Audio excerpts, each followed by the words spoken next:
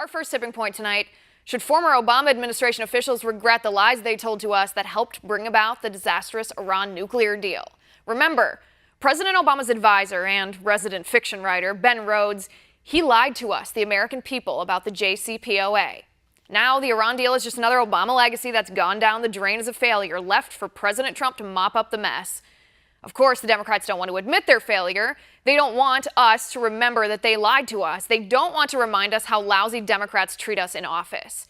The Democrats think we're stupid. They make up stories to pass their agenda. They put our nation at risk. Iran has violated the nuke deal in more ways than liberals can simply explain away. So now the same liberals who told us lies in order to get the Iran deal signed are so desperate to save their legacy and their integrity that they're making up more desperate lies to convince us that the mess of a deal is actually working. Spoiler alert, it's not. Joining me now from the Center for Security Policy, former CIA analyst Fred Fleitz. Fred, good to see you. It is good to be here. Fred, this is a great story. I love exposing when Democrats either are hypocrites when they lie or when they change their story. What they're doing now, we all know that Ben Rhodes made up stories about the Iran deal when he was trying to sell it to the American people. They weren't true. It failed, just as conservatives, such as yourself, predicted that it would. And now, instead of admitting their failure and blaming it on someone else, they're actually making up more lies.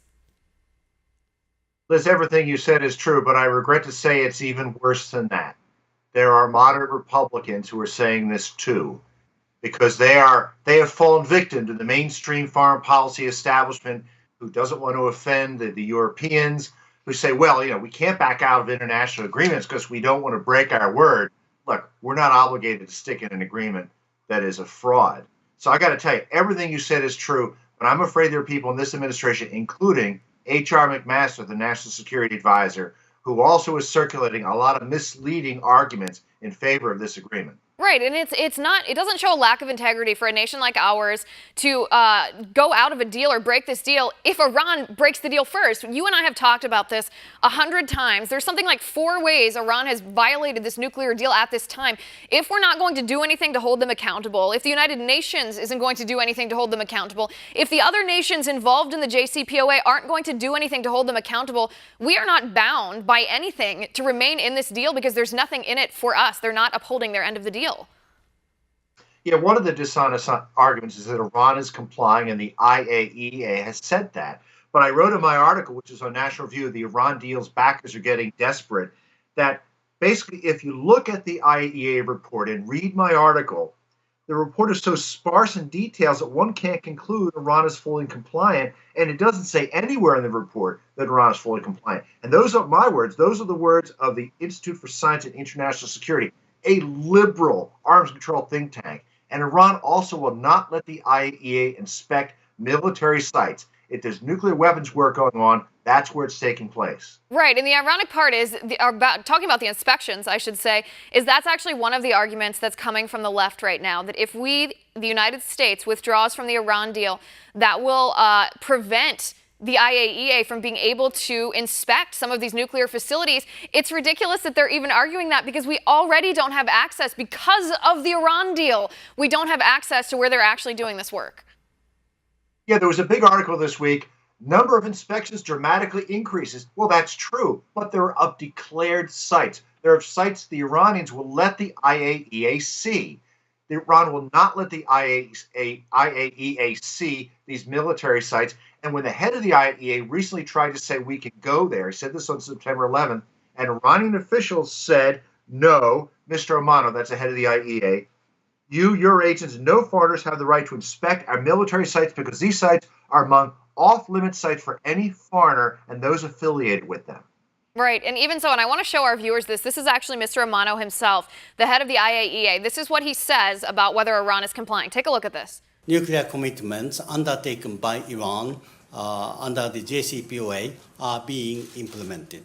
We will continue to implement the additional protocol in Iran, including carrying out complementary accesses to sites and other locations, as we do in other countries with additional protocols. But I can tell you that we have had many complementary access, and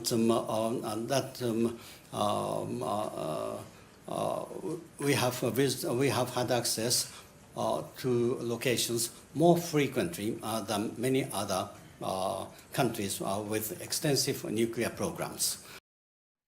And listen, Fred, this is why I can't take him seriously, because he says those things. At the same time, they claim that the violations, they actually do admit in another part that Iran has violated some of the provisions of this deal, but they claim that these provisions that they violated are not material, they said. They said these violations are minor. These violations are not minor.